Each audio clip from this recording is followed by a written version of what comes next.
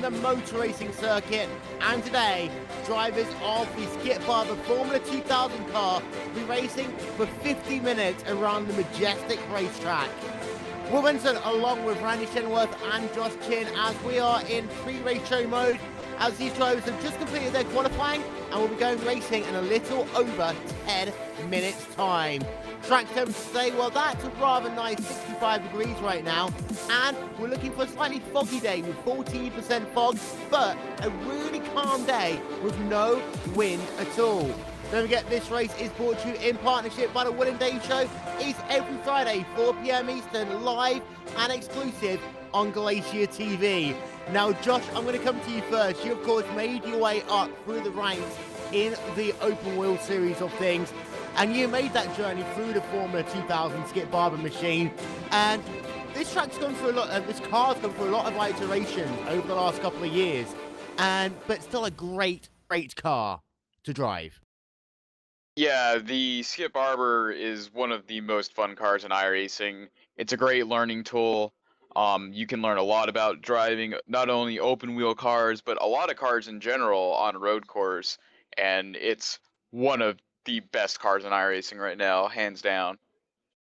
And Randy, we talk about the fact that it is that training tool. These drivers today are at one of the most demanding racetracks in all of motorsports.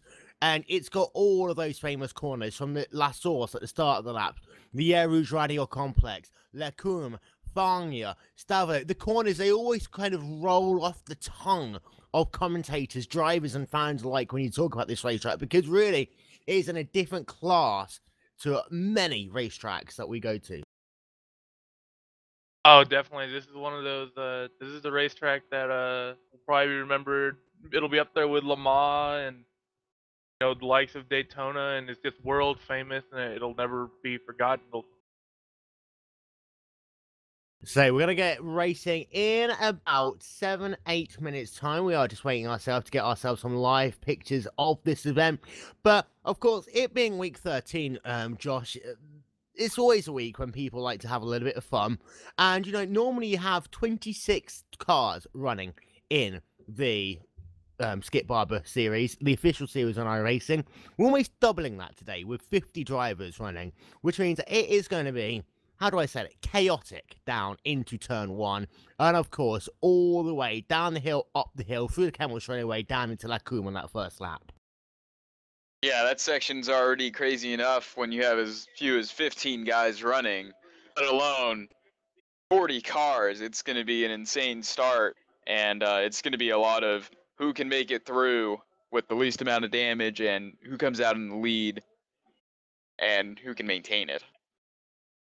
And of course, when you think about the corners on this racetrack, one of the difficult things of setting a car up for here, Josh, is the fact that you really have got two different sets of corners. You've got the stop-start section, like you have down at the Source and then at La Courbe, and also on that run down into Rivage. But then on the flip side of that, you've got all the way from Foulon down through the Fagnes chicane, down through Stavelot, and then all the way through Blanchemont until we get to the boss stop. Very fast sweeping corners, where really you need to have a car that works well when you're traversing at high speeds.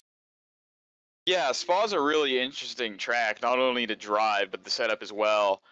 There's a lot of different varieties of corners. On one hand, you do have those really fast flowing sections, but there's a lot of technical areas on this track too. So it's really a challenge both to set up and drive. Now with the Skip Barber car, there's fewer setup options and you're fairly limited, but even still you do have some options as to what you can do with the car, and what may work in one section of the track will not work at all in, say, if you're going through the Blanchemont area, something like that. And let's talk very quickly about your rules of racing, because these drivers today, they are going to be running on the endurance layout. So rather than starting this race down on the front straight, which works themselves down to the Source, they'll be starting down towards that run down to Air Rouge. They are also going to have to make one pit stop in this 17 to 18 lap race. That will roughly be anywhere between lap number 9 and lap number 13 in this race. Very wide pit window here. And as we said, we talked about the weather a little bit earlier on to give you confirmation of the weather. 65 degrees race Fahrenheit today, 17% fog, absolutely no wind, and partially cloudy. Really, Randy, perfect conditions for racing, and also perfect conditions for drafting. Oh, definitely. This is going to be a track where these cars are where the draft is going to be really, really important. I mean, there's a lot of long straightaways here. It's not, and it save you a lot of time. But you're right, the conditions are beautiful. It's a beautiful day to go racing at one of the greatest racetracks in the world. And that drafting thing, of course, we've just come out of Daytona 2.4 mode, Jim. And in very similar vein to the 2.4, the number of long straightaways here means that really you can't pull away too much from your competitors. So you've got to be very good in that middle sector to try and get yourself that gap. Otherwise, the car's going to be right back on your rear wing when you come down either into Lecumbe or into the bus stop. Yeah, it's really hard to pull a gap with how little horsepower these cars have and how draft dependent they end up becoming. You have to really have the people behind you make mistakes to be able to pull out to lead, and even then they can reel you back in with draft. So it's a track that you can't really get that big lead unless something just out of the blue, entirely unexpected happens, which can happen at Spa, which is one of the great things about this place.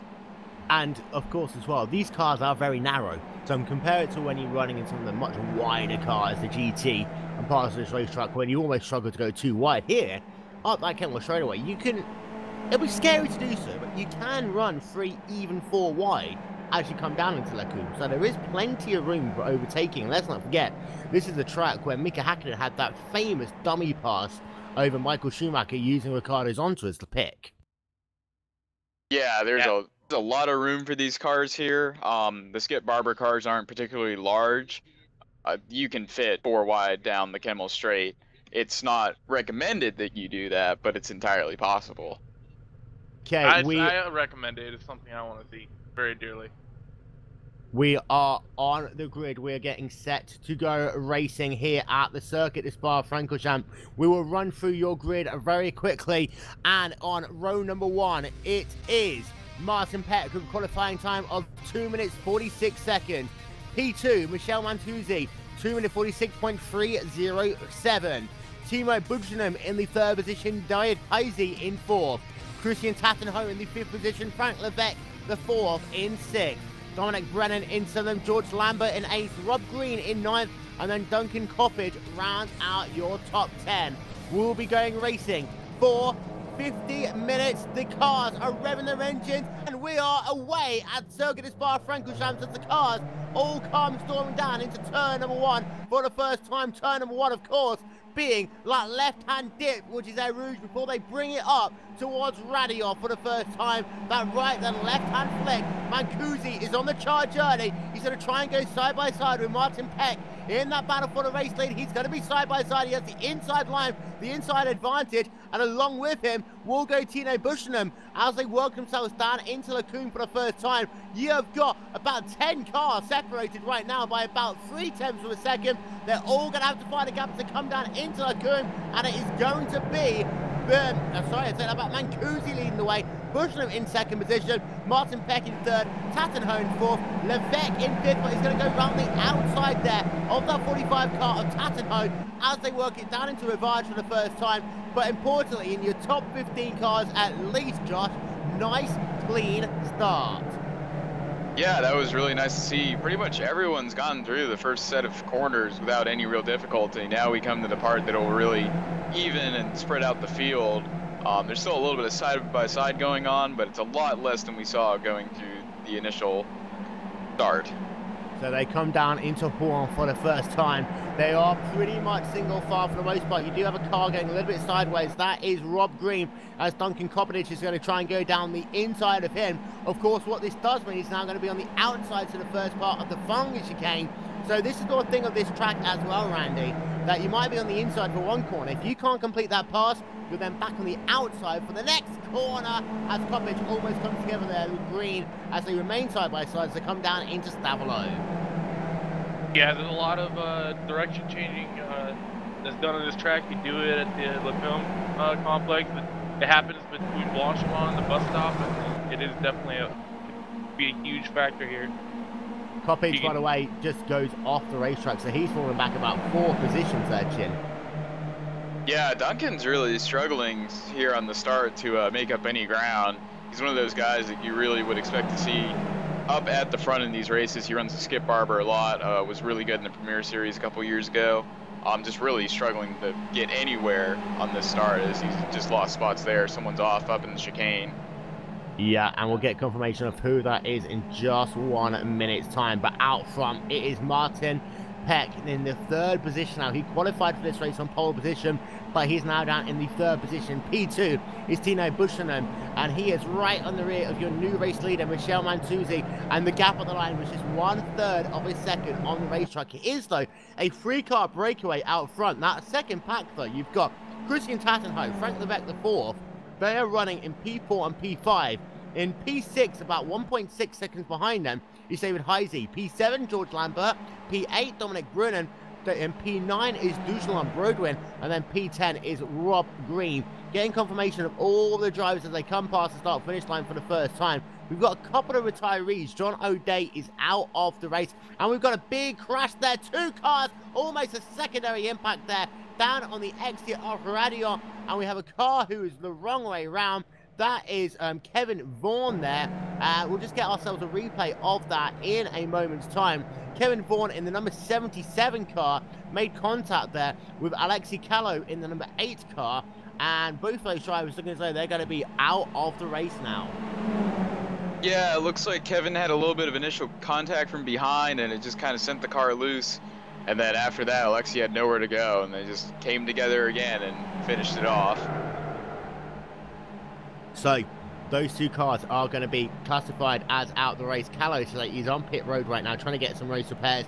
Sammy Sandlin also bringing his car onto pit road to get some repairs, as is Mike McCormick as well. Out front, that battle for the race lead continues, but Busham, he's right there in the draft of Mancusi, Randy, but not really able to make any inroads as it stands right now. And it does look as though in that middle section of the racetrack, they are very even, but Mancusi gets a very good run out of this corner right here, Stavolo, which sets him up nicely on that long run down to the bus stop. Yes, Stavolo is a very important thing to get a run out of, just with how long of a straightaway you get. It'll be interesting to see if Bucham can narrow this gap up just a little bit more, so we can get a bit more of that draft to make the move, either maybe into the bus stop or into Lacombe next time by. But he is right there in that draft right now as we're working ourselves towards the conclusion of lap number 2 this race. Of course, it is a timed race. It's 50 minutes on the play clock here. They've already used about 5 minutes of it. That's how long the laps are here. About 2 minutes 30 in length. As they come back down into the bus stop, your 2 race leaders. Busham is not able to do anything about Mancusi that time by, as they were both hard onto the brakes. And in fact, Mancusi did lose a tiny bit there coming out the chicane, but not enough to really hurt his chances of keeping that race lead as they come down into La Source, unless he makes a mistake coming out of it, in which case Busham might have the chance to make that run as they come up the hill. And in fact, he is a lot closer this time by. That gap is down to about a car length and a half on the racetrack as they bring it down the hill as they work themselves past the endurance pit, and then they'll flick that car to the left-hand side into Air Rouge, then to the right. We're into Radion now, that left-hander, all the way they come. And you see, actually, Busham gets very sideways, but gets good momentum, and he is right there now on the rear of Michel Mantuzzi. It does look as though he almost ran out of gear, though, Chin. Yeah, you also have to wonder if maybe he's doing a little bit of fuel saving here so he doesn't have to take as much fuel on the pit stop, because this car doesn't refuel very quickly, and that could be a huge advantage come pit stop time. Yeah, and all of these drivers, as we said at the top of the broadcast, have to make 1 pit stop. Now, because it is a very long lap, everyone will likely come onto pit road at the same time, Josh, but you're completely right. If you can save yourself, I don't know, a third of a lap of fuel, that can make a big difference on pit road later on in this race. Yeah, pit stop times are really going to be one of the factors in this race. If you make the mistake of taking too much gas, not only is that a really slow pit stop, it's also going to slow you down on track. So you want to make sure you can take as little gas as possible to make sure you don't lose the speed advantage or the time advantage. Let's check in on a couple of battles a little bit further down the field, because you have got George Lambert, David Heisey, Julian Baldwin and Duncan Coppage battling for the position. But I tell you what, Baldwin there just had Yuta Saitio down to his inside. And that was a bold move there, Randy, to try and go too wide down into Puwa. But ahead of them, they were almost 3 wide on the run down into the Fongi chicane. Yeah, Puhon is a corner you normally don't want to go too wide in. You can force something there if you're getting desperate. Maybe the race is coming down to the wire, but lap 3, I don't think I'd be doing that. And then three wide in the Fenya chicane is even more disconcerting. And this is the battle right now going on between George Lambert, as I say, David Heisey, Duncan Coppernedge, and also Dominic Bruin. Now, Bruin started this lap in the 6th position. He has dropped back to the rear of that pack, as you now got David Heisey. He's looking down to the inside of the 19 car, and that is George Lambert as they work himself down into Blanchimont. Not quite able to get that pass complete, and all of a sudden you see the 47 car of Coppernedge now is trying to look to the outside in that run down into the bus stop, and this track is pure momentum. Coppernedge is going to try and go around the long way. Does he have the inside momentum down into the second part of the bus stop? No, he doesn't, and that 43 car of Heisey able to hold on to that position. But on these long straights, it's all about momentum. You try and make your move too early, you lose forward momentum in the car behind you. You still got theirs because of the draft, and you saw there almost Heisey lost position rather than trying to gain one. Yeah, Heisey backed off just a little bit too much, trying to not hit the back of Lambert, and it ended up costing him a ton of time and nearly getting passed by Coppage. It's really difficult to get these cars up to top speed, and you want to make sure that you stay at top speed as long as you can. Richard Craig, by the way, is on a pit road right now as Brennan was all forms the sideways through Radiot that time by. And we are getting ourselves some pack racing going again, as Lambert is now being passed by Heisey on that run down into Lacombe. And also Levesque is trying to have Tatanho down to his inside as they come down into Lacombe. And that 87 car is going to complete that pass Levesque and stay ahead of Christian Tatanho. But Tatanho's been all over the rear of Levesque since the start of this race. These two have been pretty much nose to tail the last 2.5 laps of this race, Randy. Yeah, they're battling out hard for the 4th and 5th place spots, trying to get themselves up there. And I've been watching the lead pack here. Martin Peck has caught our 2 leaders in the last couple of laps. He's stuck right up to the back of Tito Bushman. And that gap now is down to 1 second between P1 and P3 in this race. Let's not forget, though, Josh, that these drivers are now running on what we classify as the NTM V5 on these Skip Barber Formula 2000 cars. It behaves a lot differently to what these guys were used to 6 months ago. And the way that you've got to drive and develop a race has completely changed as well, because you've got to get heat into these tyres now, and they're not going to be as fast on those first couple of laps as you build that momentum up. But for some drivers, they can be very fast at the start. Other drivers, as soon as that setup kicks in, boom, they'll be right back there in the action. Yeah, it's provided a new dynamic to the racing. You can kind of time when you want to be quick in the run. You don't necessarily have to be putting hot laps every lap. You can have a period where you might be a little down on speed and make it up at a different time in the run. And it really provides some options for the drivers that they didn't have before in this car, where it was really just push flat out every lap, run hot laps like you're in qualifying no matter what. Oh, down in the sheen there. That was a big moment as Mancusi gets a little bit sideways. Tino Buchanan had to slow down to avoid, and this has put Martin Peck right on the rear of Tino Buchanan. But that was a very close moment there, Randy. Oh yeah, that was almost a race ender for 1 and 2. That would have been a really, really hard knock had Busham hit the back of Mancusi, and he's very, very beneficial of the fact that he didn't. But I'm sure Martin Peck is going to be looking to try to get something done here fairly shortly on our 2nd place runner. Yeah, right now these cars are working at about 190 kilometers an hour as they come down into Air Rouge once again on the racetrack. If you want to know exactly how fast that is in miles, well, that is about 110 miles an hour. And These cars, of course, let's not forget, they are not the fastest cars on the iRacing service. They are designed to be entry-level cars, and as they get to the very end of the Kenmore straightaway, they're only doing about 120, but we say only, these are pretty much running on road tyres, Josh. Very thin, very narrow tyres, and that means that these drivers got to have a very unique and refined driving style to get their job done. Yeah, it's one of the things that make the Skip Arbor really interesting to drive is that you are basically driving a street tire. It's got grooves in it and the whole 9 yards. It's a compound that's similar to a race tire, but it really doesn't drive at all like a race tire. It's very different than anything else you really drive in iRacing. Let's then run you through your top 10. Michele Mancusi still leads away despite the fact he had that issue down at the bus stop just one lap ago. Captain himself, Antino Bushman, and that's actually grown to just over 1 second on the racetrack. P3 is Martin Peck in the number 9 car, who's about 0.4 of a second behind Bushman right now, and P4 is Frank Levesque the 4th in that number 87 machine. P5, Christian Tattenhoe right on the rear of Frank Levesque as Levesque gets a little bit sideways through the fungus chicane. That's going to allow Tattenhoe the chance to close that gap as they come down into the double right-hander that we know as Stavolo. P6 is David Heisey, but in fact he's just lost that position to George Lambert. So Heisey now back down into the 7th position. Duncan Copperidge in 8th.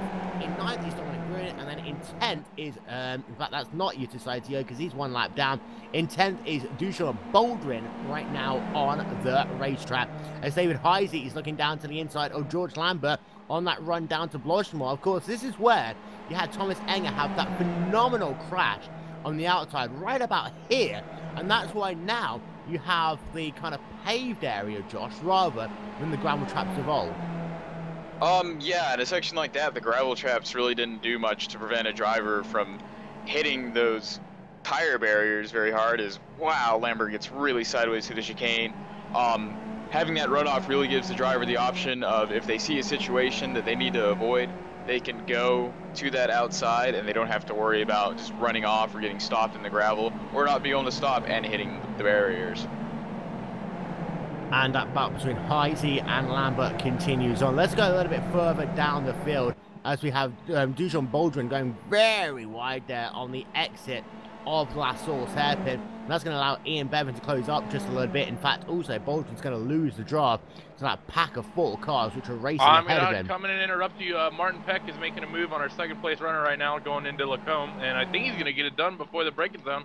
Yeah, pretty easily actually. Peck is on the outside line. He's got that job done. Move Peck up into P2. Move Tino Bushland down into the 3rd position on the racetrack. But these 3 guys out front are still only separated by 1.7 seconds on the racetrack. Last time by to run through the lap times for Bushland is a 246.2. For Peck, a 246.5. But for Mancusi, a 245.9. Mancusi, after that slight mishap, is back on fire right now, Chin. Yeah, he's really come back strong from that mistake. I've driven against Michele before, and it's very rare that you see him mistake, but when he does make those mistakes, he comes right back with fast laps, and that's what he's doing right now. And Mancusi, that was actually his fastest lap of the race, that 2-minute 45.906 that he did that last time by. Comparing it to the fastest lap, that is the fastest lap so far in this race, especially amongst the top 10 drivers. As I say, we are going to have a look to see who is still scored on the lead lap, and overall, we have 19 cars still scored on the lead lap. Yuti Saitio is running in the 20th position right now. And then we have Diego Marquez, Francisco Maggi, Gordon Nailin, Tommy Mattia, John Unsbury, Stefan Nodia, Lazo Kesky, Jeff Bourne, Dave Sully, York Brackley, Peter Joyce, Paul Lawrence, Francisco Carlio, Jordan Haynes and Morveo's got a lot of drivers all scored 1 lap down in this race very early on. But we are getting word that these guys might have come into pit road a little bit early. And I'll tell you what, Hines right now is really trying to charge to the field as he gets to try and make a move for Pascal Finucane. And this is the battle right now for 14th position on the racetrack, with some of these drivers working with lapped cars on the racetrack. And that is where things get even more complicated, Chin. Yeah, interesting enough, Pascal has some front end damage. I don't know when exactly he got that. I guess he had a incident with a lapped car earlier in the race. But the lap cars at Spa are one of the most interesting things you will ever deal with in a race, because there's no real good ways to pass someone other than the straightaways, and they can pass you back once they get on the next straightaway, and it makes it really difficult if people are just going flat out. And Martin Peck, I tell you what, he is trying to close up to the rear of Michel Mancusi, because that last time by for Peck, a 2:44.988, the fastest lap of the race. He went purple there as he's chasing that purple car down of Michel Mancusi. He was a little bit ragged over the curbs though, through Raddy on that last time by. That hurt his forward momentum down this Kemmel straightaway, Randy. Definitely, and I believe Martin Peck, like you said, he went purple that last lap, so he's on his charge right now, trying to get Michel. This fog is kind of playing into drivers a little bit as well, because it's not that bad in some aspects, but at the same time, when you're on board of a driver, you can't see too far into the distance, and of course that's going to impact your reaction times just a little bit. You see smoke ahead on the racetrack, normally you want to see exactly immediately where that car is, but the way the fog is right now, and you really can't see too far ahead on the racetrack. And in fact, just trying to look at our aerial coverage there, you can see nothing. It is dense fog all over the place, George. Yeah, in some ways it does kind of help you as a driver when you're just racing to not look too far ahead and see what's up there and just to focus on your own race. But if something happens ahead of you, you really have to be paying attention to make sure that you don't see, or you can see, any wrecks, stopped cars, anything going on up ahead of you. It's really difficult with this fog. You can see forward maybe 500, 600 feet at most. So any incidents you come up on, you need to be aware of very, very quickly. And of course, Randy, possibly, arguably, the most famous incident at Spa in modern era was in difficult conditions, a little bit like this in 1998 with the whole Schumacher courtyard incident. Oh yeah, the Rooster Tails. The Rooster Tails were not nice to Schumacher and Ferrari on that day. And for Mancusi, I tell you what, Peck is all over the rear of him as they come down into the bus stop chicane once again. And your top three drivers, let's not forget, they are still separated by about a second on the racetrack. And in fact, because of the fact that Peck is now in that dirty air, it has allowed Bushland to close right back up to the rear of Martin Peck. And we did see this in the Skip Barber Racing School Premier Series on GlacierTV last year, that once you're in the dirty air of the car ahead, these cars can become very, very difficult to drive, Josh. And yes, you've got the long straightaways. We talked about that quite a lot, but that middle sector is critical there, and it really does do a lot of damage to your tyres, having to run in that dirty air, corner after corner. And these aren't slow speed stop-start corners. These are fast, high-speed momentum corners. Yeah, that middle sector is a lot of rhythm corners and a lot of high speed. And if you're in dirty air, you lose any aero grip that you had. And these cars don't have a ton of mechanical grip because they're running on basically a street tire. So you lose a lot of the grip that you have, and it's just kind of hanging on through the middle sector to make sure that you have a shot at the end. And once again, with Martin Peck, it did seem as though he was very close there to the rear of Mancusi, but didn't put that car to the outside to try and make a pass. And I am going to start agreeing with your fuel-saving strategy just a little bit, because, Randy, you do not want to be in that dirty air. We just talked about that. But it does seem for Peck, he's happy to sit there and save gas on this long racetrack. Yeah, the hole that the car in front, it can be in some ways it can be a huge benefit, in some ways it can really hold you back. It's going to benefit Peck because he can go faster and he can save fuel just sitting there in the draft. But like you guys are saying, in these faster corners, he's going to be hurting. I tell you what, we are 20 minutes into this race now. 20 minutes scored complete, just under half an hour's worth of racing to go. And to give you an update on those guys who are retired, well, we've not got many, but we have Scott Hiskey, who is retired from the race, Kevin Vaughan at the race, and Claudia Herenas is on pit road with a kind of damaged race car right now. And that pit window is going to open from any point now. Now, these drivers, of course, are going to bear in mind that they've got all a completely different strategies. Some guys will try and come in a little bit earlier, some guys a little bit later. The big question of this race is going to be, though, is anyone going to try to take tyres in this race? And is it going to be worth much, Josh, considering how cold it is today?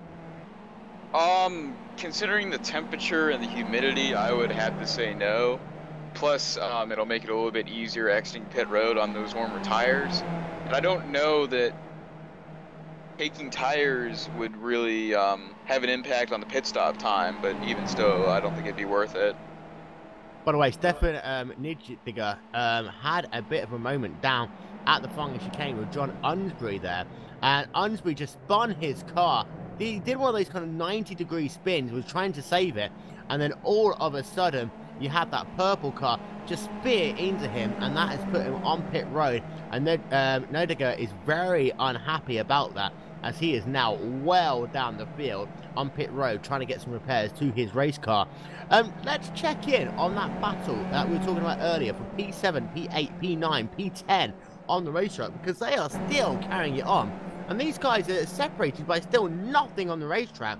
And Duncan Copperbridge right now is trying to make a pass on Dominic Gruen in that battle for what is now P8 on the racetrack, Randy.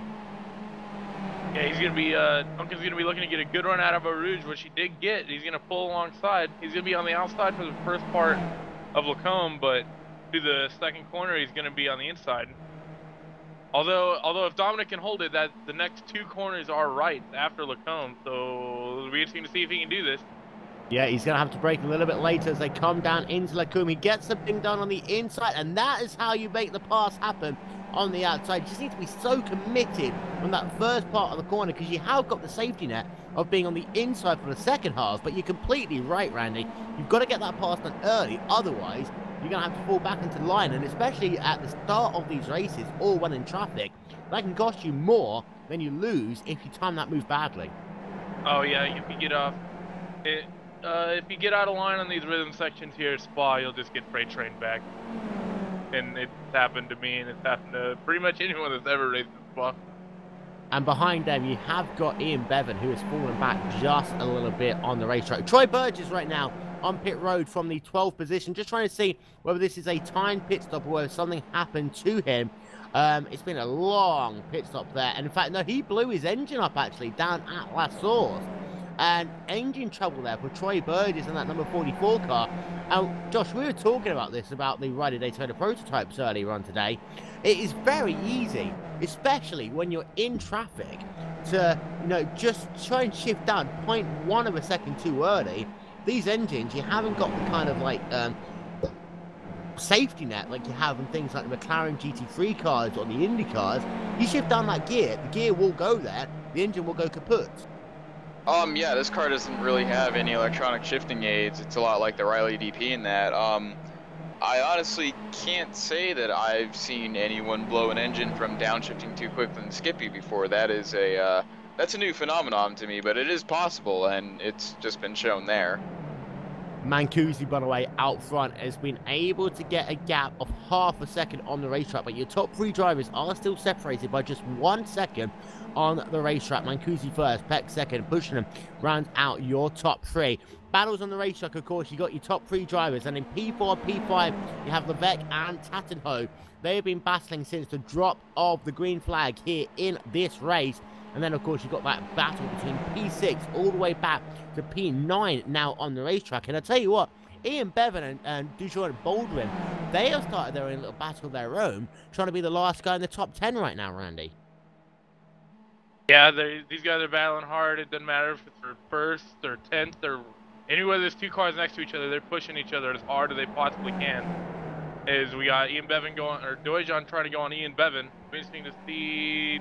Dujon got a good run out of Eau Rouge. And the draft. And the draft, that too. And he's got the draft of another car in front to help him. Yeah, and you can see how important that is, because that's really just pulled him clear and that run down into Lacombe. And the draft is worth, what, a good 3-4 miles an hour on this racetrack, which in some cars isn't that much, Josh, but in this car, when you talk about percentage gain over how fast you were going originally, it can be huge.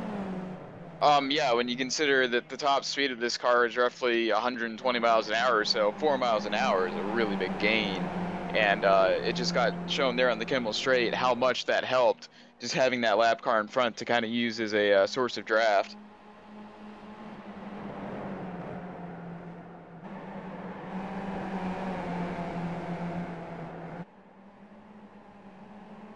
And something interesting to take note of right now, Levick and Tandaho are losing time to the top 3 and also to that pack of cars behind them, which is kind of separated out a little bit now as Dominic Brennan has gone around Duncan Coppage. Yeah, that is interesting, and this is one of those things about this race that it does ebb and flow. We are into the second half of this race now, so some drivers, of course, the fatigue will immediately start to kick in, because let's not forget that the races in the iRacing.com official series, Josh, they are finished about now. Yeah, the official races are typically pretty short, so this is almost an endurance race in a Skip Barber car, especially with the fact that they have pit stops. It's really just a long race and getting yourself in position, which for right now is what the top 3 have done, but that could all change with pit stops, lap traffic, anything really. And of course, don't forget, we have got pit stops left to come in this race. Don't forget, as Duncan Coppage is going to bring his car onto pit road, so he is the first I'm of going to the interrupt you, lead Michelle guys to beat. Mancusi, in La Source. He ran wide, as Martin Peck might be able to get a run here going into Eau Rouge. Yeah, he's going to be down on the inside as they come down into Eau Rouge, and Peck is going to go to the race lead, and he makes that stick happen before he comes down into Eau Rouge, but Mancusi is going to try and be right back on the attack. He has, of course, got the drive, and let's see whether Mancusi has got anything to try and get that lead back on this run down the Kenworth straightaway. You see already Mancusi trying to set up Peck, and will he try and make a late move down on the inside? The answer is going to be arguably no, he will not. He will stay behind. So your new race leader will be Martin Peck in that number 9 car. Michelle Mancusi has been dropped back down into the 2nd position in this race. Don't forget, every Friday on GlacierTV, it's the most fun that you can have with your pants on. It is the Will and Dave Show, motorsports conversation and motor racing simulation conversation. It is every Friday, 4 p.m. Eastern, live and exclusive on Glacier TV. And don't forget as well, if you're a new member to iRacing, you can head over to iRacing.com right now. Get yourself half price off your first 3 months membership. That was a big momentum shift, I have to say there, for Chin. For Martin Peck, being able to make use of the 2nd mistake for Mancusi to get himself to the race lead, and more importantly, the fact that Mancusi couldn't get the job done down into Lacoon, but Mancusi all over the rear of Peck through Fogna. Yeah, he's definitely not holding anything back now after that mistake again, and he might try and get around him here, but with how close pit stops are, I'm not sure that you'd want to do that. But we'll see. He's right on the bumper, Peck.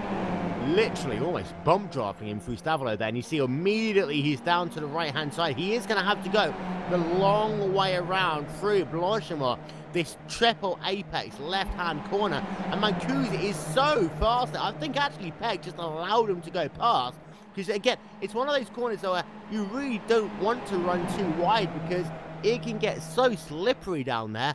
And Peck decided that discretion was the better part of valor. Mancusi back to the race lead. Yeah, it's a section you really can't run side by side through. You have to use all the racetrack no matter what car. And discretion is the better part of valor there for Peck, and still a long way to go. So, and Bushman, while all that's been going on, he really has just been, sat there in that 3rd position, stalking these top 2 drivers. Mancusi again goes a little bit wide out of La Source, and this is going to allow Peck to get a moderate run, but not one enough that I don't think will try and give him the pass back down into La Source. Bushman, though, Randy, really has just been sat there, waiting in many ways for these 2 to come together. Yeah, he's just sitting there and he's just being patient and waiting to see if something happens. Sometimes that's the best way to run your race. Don't try to push, don't try to catch, just consistent, stay clean, and then let the guys that are racing each other hard, let them make a mistake or have an incident, and then just try to do your best to get around it. And of course, to finish first, you have to finish. Behind them, Frank Levesque and Christian Tattenhoe still continue their battle for P4 on the racetrack, but it does look as though that Levesque clearly does have the advantage over Tattenhoe at this point, just unable to break that draft on these long straightaways, Josh. Yeah, they cannot get away from each other. Teammates at Friction Racing, and it's showing that they're teammates because they have not been separated from each other this entire race. We do have a few cars on pit road. David Heisey, George Lambert. I don't know who else right now, but there are quite a few cars coming onto pit road. Yeah, and of course, it's a very long pit entry, pit exit here.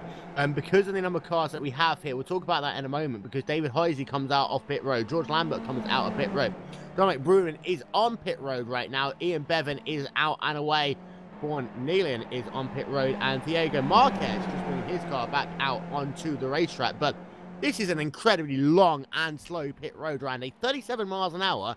And because of the way it works, like, not only do you have to drive through the GP pit, you then have to take that long, hard inside line through La Source and then run through the endurance pits as well. And then coming back out onto the racetrack is actually a lot more difficult than people give it credit for. Oh yeah, that's the one of the bad things about running in these races with big grids, especially here at Spa. It's probably, I think it's the longest pit road in the sim. I think it takes a long time to get through, and when you're in a race, it's agonizing how slow you're going for such a long period of time. And being 37 miles an hour as well, I think some of these drivers think they can actually probably jump out of their car and almost run alongside it. Oh yeah, it's Mancusi's in. terrifying slow. As Mancusi, he's pulling in, he's about ready to start that long, slow journey down to his pit stall. He's one of the faster qualifiers, so he's gonna basically be at the foot of Eau Rouge for his pit stop. So your top three drivers are on pit road. Michel Mancusi, who qualified for this race in the second position, he will have the second to last pit stop. Martin Peck qualified in first, therefore will have the final pit stop right at the end of Eau Rouge, beginning of Eau Rouge even. So, you know, Buchanan qualified in third, and he is third in this race, so he will have the third from last pit stop. And this is how slow pit road is. You actually have to slow down to about 30 miles an hour on the inside through Eau Rouge. All the cars swarming past you on the inside, and I have seen cars before, Josh, get loose on Eau Rouge and take cars out who's trying to go through pit road.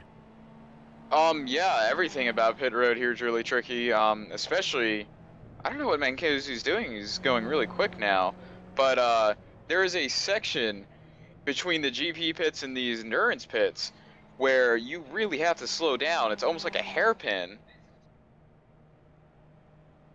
Mancusi was very, very fast there. I'm just having a look back on the replay to see how fast he was, but he was up to 55 miles, 60 miles an hour at one point.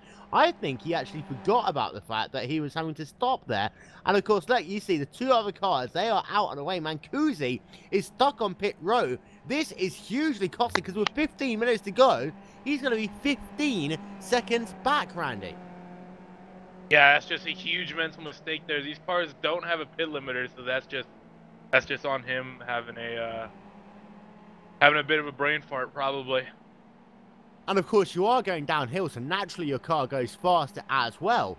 I mean, literally, if you put the clutch in, you will end up doing about 60 miles an hour because of that steep drop down between La Source and the very bottom tip of Eau Rouge. But Mancusi, he comes out, and I think he's actually going to fall back behind George Lambert. So actually, Mancusi would be somewhere back in a net 8th position on the racetrack. Chin, that's huge.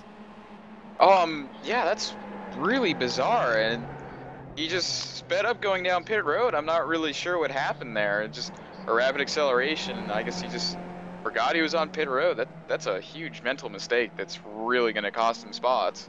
And especially with 14 minutes to go, it's not a long race in many aspects. And in fact, it's so late on, he hasn't got the time to try and claw that back, because let's be honest, he was one of the fastest cars on the racetrack. In fact, his fastest lap in this race today has been a 2 minute 45.453. So he's arguably been the second quickest car in this race behind Martin Peck, who did that phenomenal 244.988. But still, you're not going to be able to gain that back with what essentially is going to be less than 7 laps of racing to go. Yeah, I mean, he probably lost at least 15 seconds, if not more than that, with that holding penalty. And to make up 15 seconds in about 15 minutes it's just not going to happen. It is the sort of thing that only the absolute best can do, but for Michel Mancusi, that is put him well down the order. We will get updated timing and scoring at the line, but we do know that Martin Peck is your race leader. But Tino Bushman is not that far back. Again, still only half a second on the racetrack. Yeah, Tino's really done what he needs to do in this race, and he's just hanging right there. And now Michelle's out of the picture. It's one less car that he has to pass for the lead, and he's run a really clean race so far. The question is going to be, though, Randy, when will Bushman go? Because we have seen before that there are times, even down into Blanchimont, that you do not want to be the lap car, the lead car on the last lap, because the other car, the car behind getting the draft, can make that move on either the inside or the outside. Make the move on the inside, of course, you're in the outside, then down to the bus stop. Flip that around. If you're the car on the outside for Blanchimont, you manage to make it stick, you've then got the preferred line into essentially the final corner of the race. Yeah, it's definitely, it can be a quandary if you're that car behind of when you make your move. And plus, you know, even though you have the inside of the first part of the bus stop, then you're on the outside for the next part, and then you're on the inside for La Source on the run down to the start-finish line. It's something you got to think about, and it's something you got to decide. I mean, if you think you can run away from the car in front of you, if you manage to get ahead and you think you can break the draft in like the middle sector between Lacombe and Stavelo, you want to make your move as soon as you can. But if you don't think you can, it's better just to sit there and you be the one who's in the draft rather than the one who's getting drafted. With pit stops complete then, let's run through your top 10 in this race. Martin Peck still leads away. It is a half-second advantage between himself and Tino Bushman in the battle for the race lead. Frank Levette runs in the third position right now. He is 12 seconds behind your race leader. However, David Heisey is right on his rear, and in fact, has just been able to get past as Levette falls down into the 5th position on the racetrack as Tattenhome moves up into P4. George Lambert still runs in the 6th position. Michelle Mantuzzi is 20 seconds back now in the 7th position. Dujan Broadwin in the 8th position. Ian Bevan in 9th, and then Richard Craig rounds out your top 10. Retirees in this race, you have Kevin Baum, Scott Hitchie, Claudia Herros, Dan Neely, Bill Lawrence, Martin Brennan, and then you have your last car circling on the racetrack is Ariel Barrow right now as the play clock just ticks down below 11 minutes to go in this race. One more time, ladies and gentlemen, don't forget the Will and Dave Show, Glacier TV's weekly talk show about all things motorsports and sim racing. It's every Friday. It is 4 p.m. Eastern. It is live and exclusive on Glacier TV. And that battle continues in the mid-pack, Josh. And these guys came in together, they came out together. Right now, Heisey has the advantage out of that pack, or he did have the advantage out of that pack. Levesque, though, right behind him, and Lambert is not that far back either. Yeah, unfortunately, Christian Tanaho just spun out of that pack from 5th position, I believe. He was between Levick and Heisey, and that he just lost a ton of positions. I think he's down almost to no, he's been past Mancusi now. He's in 7th position. The mid-pack is still really close, though. No one's really getting separated from each other here.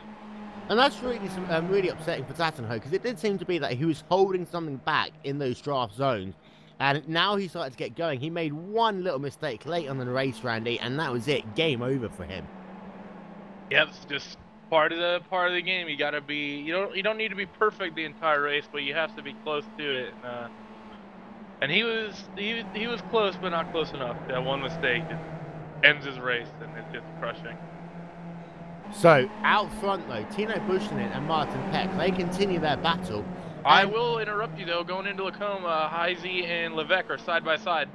Side by side in the battle for what is 3rd position on the racetrack. And it does look as though that Heisey is just going to be able to keep it, but hidden they come into Rivage. And Levesque is going to try and go around the outside. The answer is going to be yes, but he's not going to be able to get that job done. And I tell you what, Levesque did really do a good job there of trying to get that position away from David Heisey. In fact, he might try and have another run down into Pouin. Here he comes, down to the inside, too wide into this corner, can always end horribly. And that's when you see David Heisey just think, pull it back, nice and slowly. And he allowed Frank Levesque to move himself up into the 3rd position on the racetrack. Beautiful pass there, Chip. Yeah, that was really well done. Put pressure in an area where someone can't respond. David couldn't make the crossover work there, and it really allowed Levick to just power through. Now that has allowed Lambert behind him to close up on him as well. It has, and that is one of those things, and this is always that thing you've got to bear in mind when racing. If you're going to go side by side with drivers for 2, 3, 4, 5 corners, then each of you are going to run slower. The guy on the inside has to take a tighter radii into that corner again and get onto the brakes earlier, and he's also got to make sure that he holds a tighter apex through it. He can't drift that car wide on corner exit to maximize the speed advantage. The car on the outside, very similar circumstance. He's got to be earlier off the gas, getting off the gas to roll into that corner on the outside, but then also he really can't get that power on until the very last second because he has nowhere to go if that car brushes up the racetrack, Randy. Oh yeah, it's running side by side. It can be pretty treacherous. Some people don't know how to do it, but when you find someone that does, you can run with them. There's nothing more fun than going side by side for half a lap or more. Don't forget, by the way, you can keep in contact with us on Twitter. Follow us at GlacierTV, hashtag GlacierTV, or follow myself at Will Vincent with 1 L, not 2, please. Rince Jacobs is asking, does the Skip Barber have a pit limiter? The answer to that question, Josh, is no, they don't.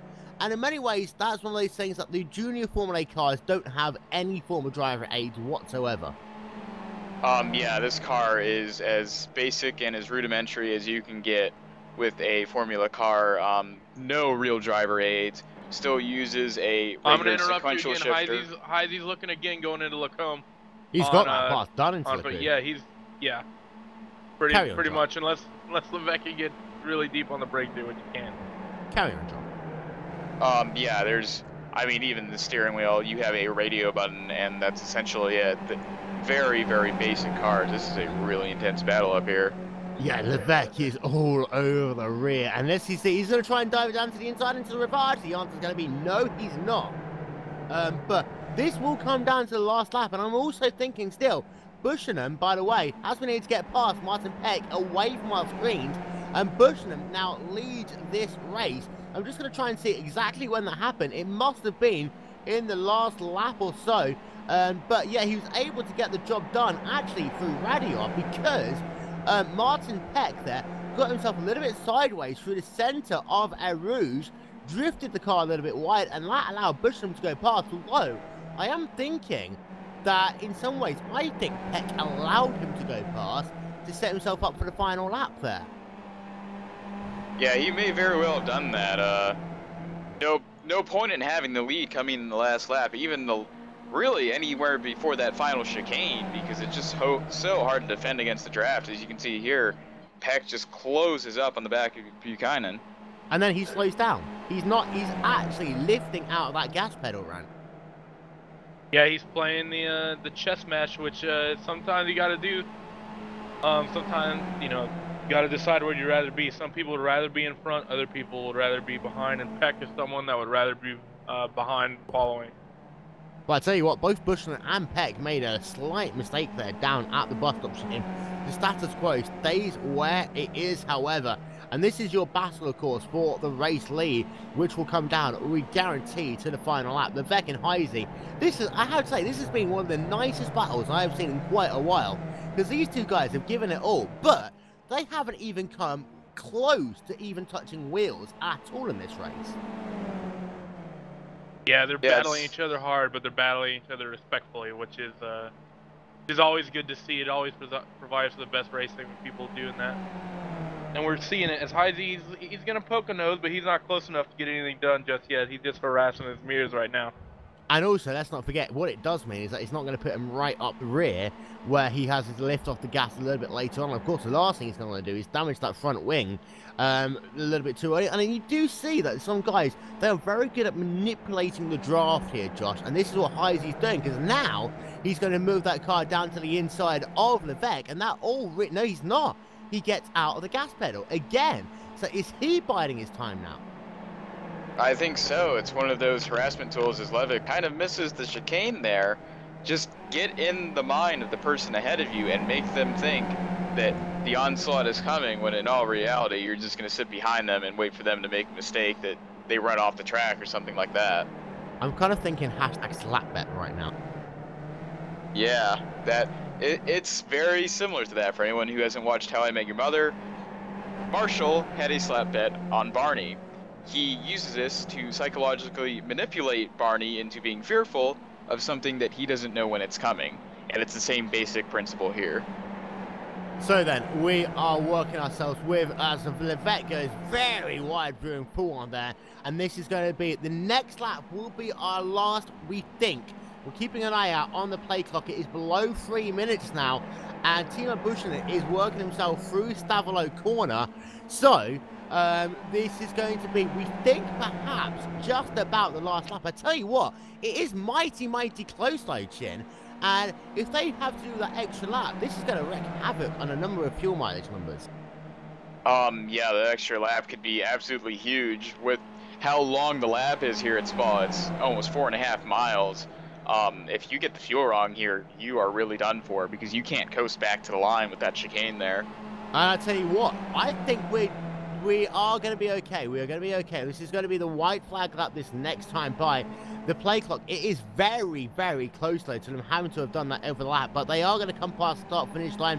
We're going to get the 2-minute warning here. It's not the NFL, of course. It's the Week 13 Big Skip Barber race, and 2 minutes left as they come down into La Source for the final time. Pushing them through Beck, and Peck tried to make it work on the outside line, but now it's going to be the first of the two opportunities as they come down, and I don't think Peck's going to make the move here, but he is going to be mighty close as they come down into Eau Rouge. Does Peck make it here, or does he make the move happen down into Blanchimont at the end of the lap? If he feels he can get by in the middle sector and stretch out a bit of a gap before Stavolo, he should do it as soon as he can.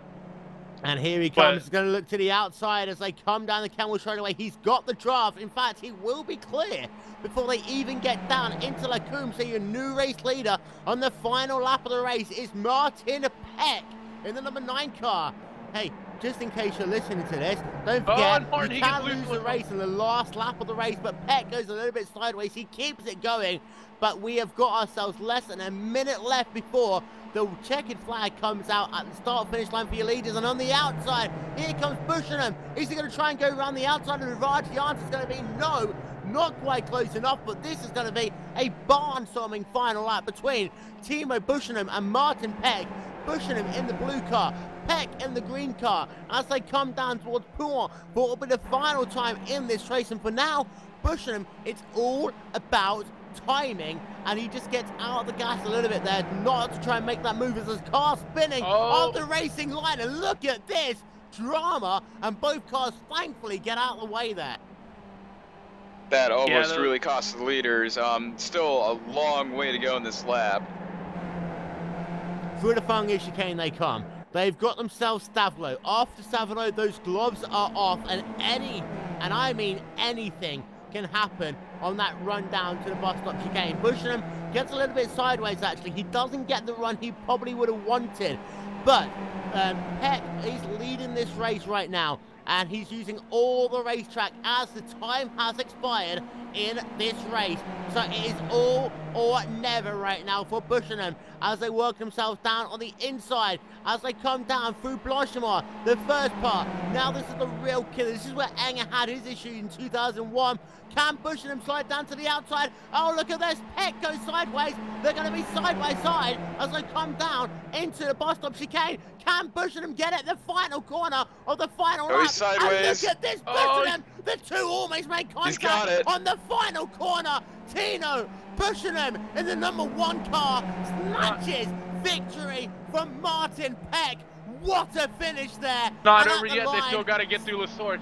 No, they're not. They're not. That is it. 16 100ths of a second. What a finish there, Chin. Yeah, and Heisey barely got 3rd place from Levick. A ton of good battles going on at the end. That was absolutely insane.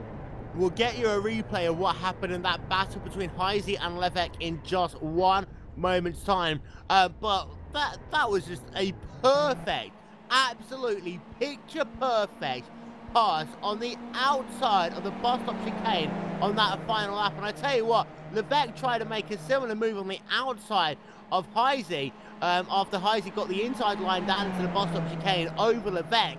Levesque wasn't able to keep that position. Heisey was able to get past there. But what an absolute barnstorming finish in that battle for the race lead between Tino Buchanan and Martin Peck. Let's not forget, they've been within a second of each other pretty much all race long. And I think for Martin Peck, that race was lost when he went a little bit wide on the exit of Blanchimont, Chin. Yeah, as soon as he went wide there, that was pretty much the end of it. And you just can't defend that big of a run, especially going into the chicane. And it's just textbook how to make a pass on the outside stick and a switchback like that. It's just everything that he needed. And let's not forget as well, these I'm not having a look at the GlacierTV X-Low cam. These drivers were within a feet of each other, but not once this entire race did they touch wheels. Yeah, it shows the quality of drivers we had in this race all up and down the field. There were 2 or 3 really close battles happening where they managed to keep it clean, keep it off each other almost literally the entire race. So then, I'm going to take a breath, and ladies and gentlemen, your final race results then from Circuit de Spa-Francorchamps, and Tino Buchanan takes victory in a time of 50 minutes 38.146 seconds over Martin Peck by just 16/100ths of a second.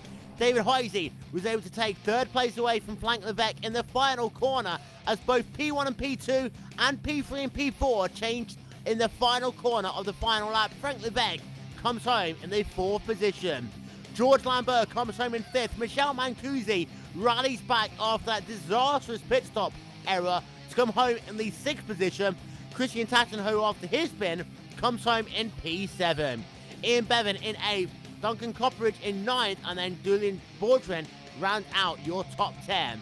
Dominic Brennan in 11th, Sozek Freya in 12th, Troy Burgess 13th, Pascal Tuzelin in the 14th position. Richard Craig in 15th, Edwin Alvarez in 16th, Alexi Curlio in the 17th position, Rob Green in 18th, Diego Marquez in 19th, and Francesco Maggi rounds out your top 20. In P21, U2 Satio, P22, Born Nedlin, P23, Tommy Mattia, P24, Lazilio Krizlinski, P25, Jeff Bourne, P26, Dave Scully, P27, York Bradley, P28, Francisco Camadio, P29, Stefan Niglia, and P30, Jordan Haynes. The rest of your race results are coming up on your screen momentarily. I'm going to have to ask you this question, Chin. I have not seen as close racing, as competitive racing, but being able to get the job done as I've seen in this race here today. These guys really doing a lot of good for the entire Skip Barber series. Yeah, that just shows how good the racing in the Skip Barber is, and that's a show that I don't think any car in iRacing can match. None of the GT cars, none of the other Formula cars. That was some of the hands-down best racing I've watched in iRacing in a really long time. This is going to be a crazy question. I don't know how it's going to go. Who's your driver of the race? I'd have to say Tino. He ran a perfect race, strategy-wise, and it paid off beautifully in every way, shape, and form possible. Randy? I'd